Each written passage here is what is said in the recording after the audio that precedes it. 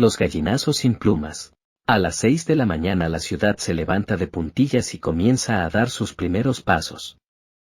Una fina niebla disuelve el perfil de los objetos y crea como una atmósfera encantada. Las personas que recorren la ciudad a esta hora parece que están hechas de otra sustancia, que pertenecen a un orden de vida fantasmal. Las beatas se arrastran penosamente hasta desaparecer en los pórticos de las iglesias. Los noctámbulos, macerados por la noche, regresan a sus casas envueltos en sus bufandas y en su melancolía. Los basureros inician por la avenida Pardo su paseo siniestro, armados de escobas y de carretas. A esta hora se ve también obreros caminando hacia el tranvía, policías bostezando contra los árboles, canillitas morados de frío, sirvientas sacando los cubos de basura. A esta hora, por último, como a una especie de misteriosa consigna, aparecen los gallinazos unos sin plumas. A esta hora el viejo don Santos se pone la pierna de palo y sentándose en el colchón comienza a berrear, a levantarse. Efraín, Enrique. Ya es hora. Los dos muchachos corren a la acequia del corralón frotándose los ojos legañosos. Con la tranquilidad de la noche el agua se ha remansado y en su fondo transparente se ven crecer hierbas y deslizarse ágiles infusorios. Luego de enjuagarse la cara, coge cada cual su lata y se lanzan a la calle. Don Santos, mientras tanto, se aproxima al chiquero y con su larga vara golpea el lomo de su cerdo que se revuelca entre los desperdicios. Todavía te falta un poco, marrano, pero aguarda no más, que ya llegará tu turno.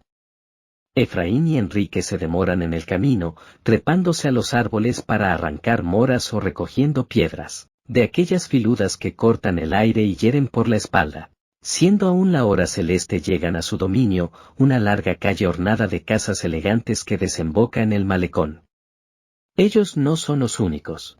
En otros corralones, en otros suburbios alguien ha dado la voz de alarma y muchos se han levantado. Unos portan latas, otras cajas de cartón, a veces solo basta un periódico viejo. Sin conocerse forman una especie de organización clandestina que tiene repartida toda la ciudad. Los hay que merodean por los edificios públicos, otros han elegido los parques o los muladares. Hasta los perros han adquirido sus hábitos, sus itinerarios, sabiamente aleccionados por la miseria. Efraín y Enrique, después de un breve descanso, empiezan su trabajo. Cada uno escoge una acera de la calle. Los cubos de basura están alineados delante de las puertas. Hay que vaciarlos íntegramente y luego comenzar la exploración. Un cubo de basura es siempre una caja de sorpresas. Se encuentran latas de sardinas, zapatos viejos, pedazos de pan, pericotes muertos, algodones inmundos. A ellos solo les interesan los restos de comida. En el fondo del chiquero, Pascual recibe cualquier cosa y tiene predilección por las verduras ligeramente descompuestas. La pequeña lata de cada uno se va llenando de tomates podridos, pedazos de cebo, extrañas salsas que no figuran en ningún manual de cocina.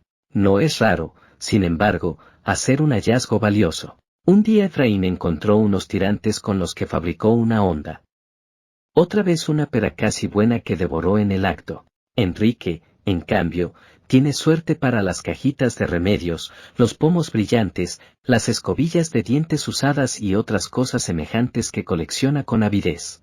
Después de una rigurosa selección regresan la basura al cubo y se lanzan sobre el próximo. No conviene demorarse mucho porque el enemigo siempre está al acecho. A veces son sorprendidos por las sirvientas y tienen que huir dejando regado su botín. Pero, con más frecuencia, es el carro de la baja el que aparece y entonces la jornada está perdida. Cuando el sol asoma sobre las lomas, la hora celeste llega a su fin.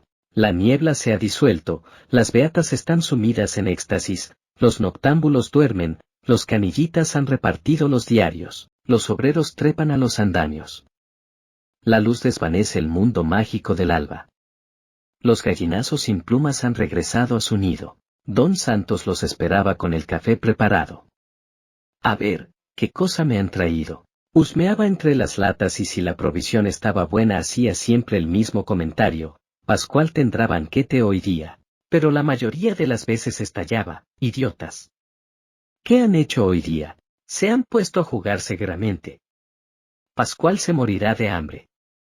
Ellos huían hacia el emparrado, con las orejas ardientes de los pescozones, mientras el viejo se arrastraba hasta el chiquero. Desde el fondo de su reducto el cerdo empezaba a gruñir. Don Santos le aventaba la comida. Mi pobre Pascual, hoy día te quedarás con hambre por culpa de estos amarros. Ellos no te engríen como yo, habrá que zurrarlos para que aprendan. Al comenzar el invierno el cerdo estaba convertido en una especie de monstruo insaciable. Todo le parecía poco y don Santos se vengaba en sus nietos del hambre del animal. Los obligaba a levantarse más temprano, a invadir los terrenos ajenos en busca de más desperdicios. Por último los forzó a que se dirigieran hasta el muladar que estaba al borde del mar. Allí encontrarán más cosas. Será más fácil además porque todo está junto. Un domingo, Efraín y Enrique llegaron al barranco. Los carros de la baja policía, siguiendo una huella de tierra, descargaban la basura sobre una pendiente de piedras. Visto desde el malecón, el muladar formaba una especie de acantilado oscuro y humeante, donde los gallinazos y los perros se desplazaban como hormigas. Desde lejos los muchachos arrojaron piedras para espantar a sus enemigos. El perro se retiró aullando. Cuando estuvieron cerca sintieron un olor nauseabundo que penetró hasta sus pulmones. Los pies se les hundían en un alto de plumas, de excrementos, de materias descompuestas o quemadas. Enterrando las manos comenzaron la exploración. A veces, bajo un periódico amarillento, descubrían una carroña devorada a medios. En los acantilados próximos los gallinazos espiaban impacientes y algunos se acercaban saltando de piedra en piedra, como si quisieran acorralarlos. Efraín gritaba para intimidarlos y sus gritos resonaban en el desfiladero y hacían desprenderse guijarros que rodaban hacia el mar. Después de una hora de trabajo regresaron al corralón con los cubos llenos. ¡Bravo!, exclamó don Santos. Habrá que repetir esto 2 o 3 veces por semana. Desde entonces, los miércoles y los domingos, Efraín y Enrique hacían el trote hasta el muladar.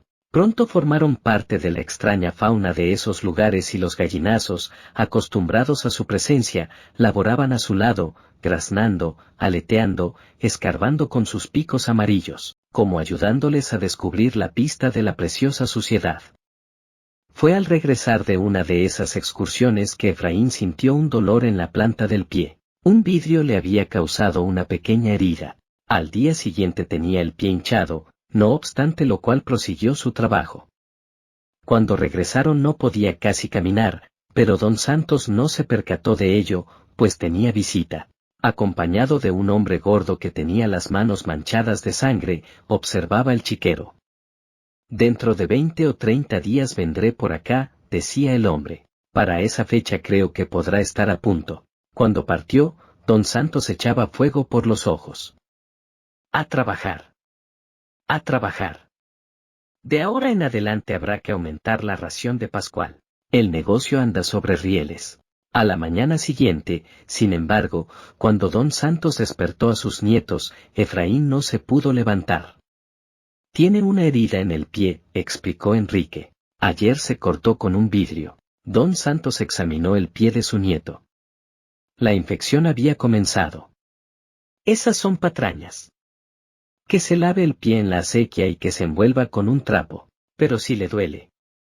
Intervino Enrique. No puede caminar bien. Don Santos meditó un momento. Desde el chiquero llegaban los gruñidos de Pascual. ¿Y a mí?, preguntó dándose un palmazo en la pierna de palo. ¿Acaso no me duele la pierna? Y yo tengo 70 años y yo trabajo. Hay que dejarse de mañas. Efraín salió a la calle con su lata, apoyado en el hombro de su hermano. Media hora después regresaron con los cubos casi vacíos. No podía más, dijo Enrique al abuelo. Efraín está medio cojo.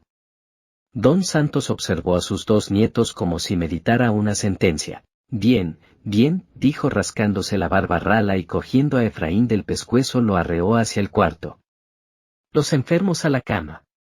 A podrirse sobre el colchón, y tú harás la tarea de tu hermano. Vete ahora mismo al muladar. Cerca de mediodía Enrique regresó con los cubos repletos. Lo seguía un extraño visitante, un perro escuálido y medio sarnoso. Lo encontré en el muladar, explicó Enrique, y me ha venido siguiendo. Don Santos cogió la vara. Una boca más en el corralón. Enrique levantó al perro contra su pecho y huyó hacia la puerta. No le hagas nada, abuelito. Le daré yo de mi comida. Don Santos se acercó, hundiendo su pierna de palo en el lodo. Nada de perros aquí, ya tengo bastante con ustedes. Enrique abrió la puerta de la calle. Si se va él, me voy yo también. El abuelo se detuvo. Enrique aprovechó para insistir, no come casi nada, mira lo flaco que está. Además, desde que Efraín está enfermo, me ayudará. Conoce bien el muladar y tiene buena nariz para la basura. Don Santos reflexionó, mirando el cielo donde se condensaba la garúa.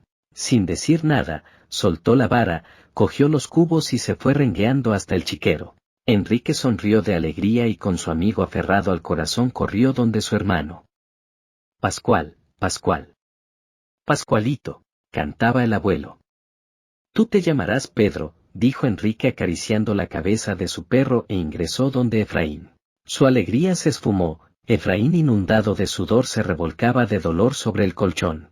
Tenía el pie hinchado, como si fuera de jeve y estuviera lleno de aire. Los dedos habían perdido casi su forma. Te he traído este regalo, mira, dijo mostrando al perro. Se llama Pedro, es para ti, para que te acompañe.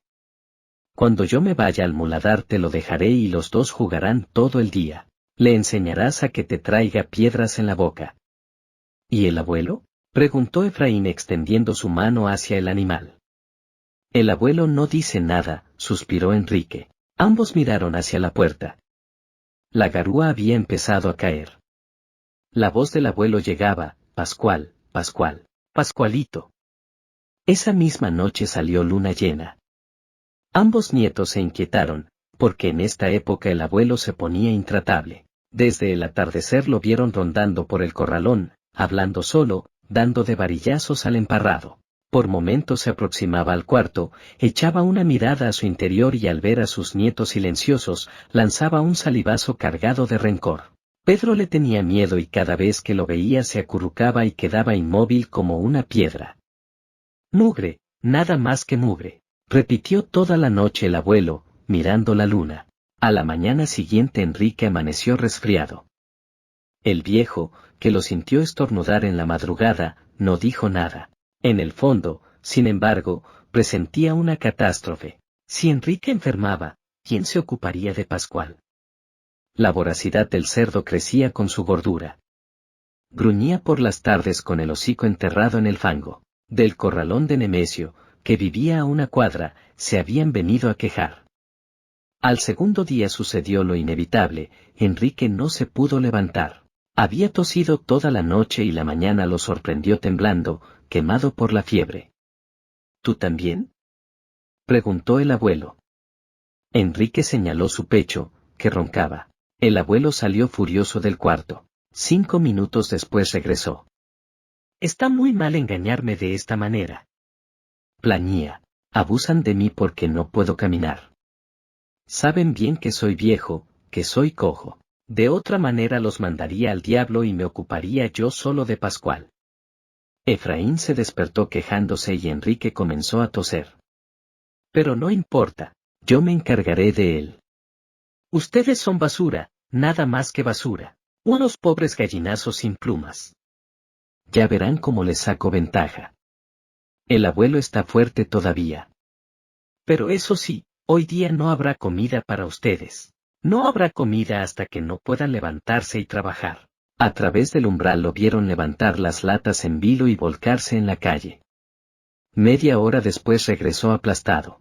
Sin la ligereza de sus nietos el carro de la baja policía lo había ganado. Los perros, además, habían querido morderlo. Pedazos de mugre. Ya saben, se quedarán sin comida hasta que no trabajen. Al día siguiente trató de repetir la operación pero tuvo que renunciar. Su pierna de palo había perdido la costumbre de las pistas de asfalto, de las duras aceras y cada paso que daba era como un lanzazo en la ingle. A la hora celeste del tercer día quedó desplomado en su colchón, sin otro ánimo que para el insulto. Si se muere de hambre, gritaba, será por culpa de ustedes. Desde entonces empezaron unos días angustiosos, interminables. Los tres pasaban el día encerrados en el cuarto, sin hablar, sufriendo una especie de reclusión forzosa. Efraín se revolcaba sin tregua, Enrique tosía. Pedro se levantaba y después de hacer un recorrido por el corralón, regresaba con una piedra en la boca, que depositaba en las manos de sus amos. Don Santos, a medio acostar, jugaba con su pierna de palo y les lanzaba miradas feroces. A mediodía se arrastraba hasta la esquina del terreno donde crecían verduras y preparaba su almuerzo, que devoraba en secreto. A veces aventaba a la cama de sus nietos alguna lechuga o una zanahoria cruda, con el propósito de excitar su apetito creyendo así hacer más refinado su castigo. Efraín ya no tenía fuerzas para quejarse. Solamente Enrique sentía crecer en su corazón un miedo extraño y al mirar a los ojos del abuelo creía desconocerlo, como si ellos hubieran perdido su expresión humana. Por las noches, cuando la luna se levantaba, cogía a Pedro entre sus brazos y lo aplastaba tiernamente hasta hacerlo gemir. A esa hora el cerdo comenzaba a gruñir y el abuelo se quejaba como si lo estuvieran ahorcando. A veces se ceñía la pierna de palo y salía al corralón. A la luz de la luna Enrique lo veía ir 10 veces del chiquero a la huerta, levantando los puños, atropellando lo que encontraba en su camino. Por último reingresaba en su cuarto y se quedaba mirándolos fijamente, como si quisiera hacerlos responsables del hambre de Pascual. La última noche de luna llena nadie pudo dormir. Pascual lanzaba verdaderos rugidos. Enrique había oído decir que los cerdos, cuando tenían hambre, se volvían locos como los hombres. El abuelo permaneció en vela, sin apagar siquiera el farol. Esta vez no salió al corralón y maldijo entre dientes. Hundido en su colchón miraba fijamente la puerta. Parecía amasar dentro de sí una cólera muy vieja, jugar con ella, aprestarse a dispararla. Cuando el cielo comenzó a desteñirse sobre las lomas, abrió la boca, mantuvo su oscura oquedad vuelta hacia sus nietos y lanzó un rugido: arriba, arriba, arriba. Los golpes comenzaron a llover. A levantarse haraganes. ¿Hasta cuándo vamos a estar así? Esto se acabó. De pie, Efraín se echó a llorar, Enrique se levantó, aplastándose contra la pared. Los ojos del abuelo parecían fascinarlo hasta volverlo insensible a los golpes. Veía la vara alzarse y abatirse sobre su cabeza como si fuera una vara de cartón. Al fin pudo reaccionar. A Efraín no. Él no tiene la culpa. Déjame a mí solo, yo saldré, yo iré al muladar. El abuelo se contuvo jadeante. Tardó mucho en recuperar el aliento. Ahora mismo, al muladar, lleva los 2 cubos, 4 cubos. Enrique se apartó, cogió los cubos y se alejó a la carrera. La fatiga del hambre y de la convalecencia lo hacían trastabillar. Cuando abrió la puerta del corralón, Pedro quiso seguirlo. Tú no, quédate aquí cuidando a Efraín.